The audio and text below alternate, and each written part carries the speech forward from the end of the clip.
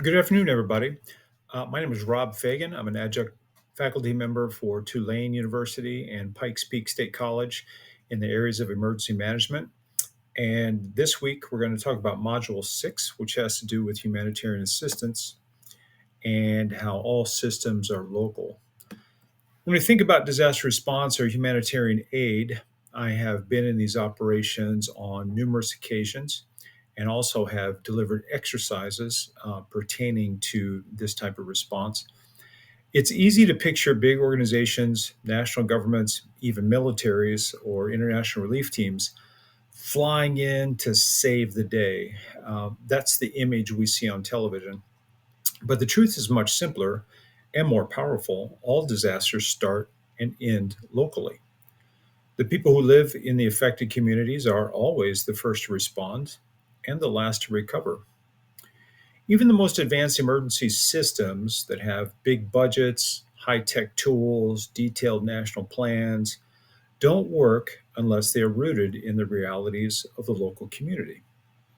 What works in one place may completely fail somewhere else, and that's because every community has its own unique values, cultures, and ways of doing things. A plan created in a capital city or by an international organization often looks great on paper, but can fall apart on the ground if it ignores local voices, customs, or leadership. This is where community based disaster reduction comes in, often called CBDRR. It means building disaster plans with the community, not for them. And this should never be something done to somebody. We're going to give you humanitarian assistance or we're going to respond to your disaster and make you better. That's just a poor way of thinking about it because it doesn't work like that. It's about listening to people who know their land, their risks, their history, local leaders, faith groups, schools, hospitals, medical personnel, and families are all part of the solution. They know what resources are available, who is most vulnerable, and how to reach those in need. True leadership in disaster response isn't about control or who's in charge. It's about humility, empathy, and cultural intelligence. You have to be willing to learn from the people you're trying to help. You have to respect their strengths and respect their space. And when you talk to professionals who've been doing this for years, you can see this, especially those who work with United Nations and work with refugee problems. Um, they have years and years of depth of cultural intelligence experience. And it's not just language, it's really understanding the whole worldview of the people that they're serving. And this means stepping back sometimes and letting local voices lead. Ethical disaster response starts with asking, what do you need?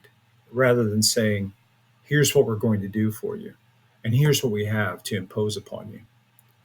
So, as future emergency managers and humanitarian professionals, remember this: successful responses don't come from plans alone, they come from partnerships, which I may have mentioned this in one of our previous videos for Wheaton, but we use a phrase in emergency management: don't trade business cards during a disaster, right? A lot of people say that.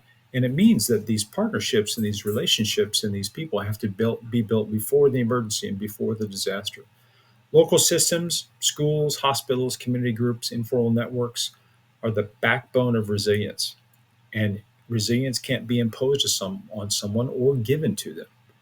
And when we design policy or deliver aid, we have to make sure these local systems are part of the process from the very beginning. Disasters don't just damage buildings, they disrupt lives, cultures, and relationships, sometimes for many years. To rebuild effectively, we must honor those realities. That's why this module calls you to center your work around the knowledge, needs, and agency of the communities you serve. Because in the end, no outside expert can ever replace the insight and the strength of a local leader. All disasters are local, so our solutions must be too. Thank you so much, everybody. I appreciate you listening to Module 6. And next time we'll go into Module 7 and then finish up with Module 8. Have a crisis free rest of your week. I'm Rob Fagan.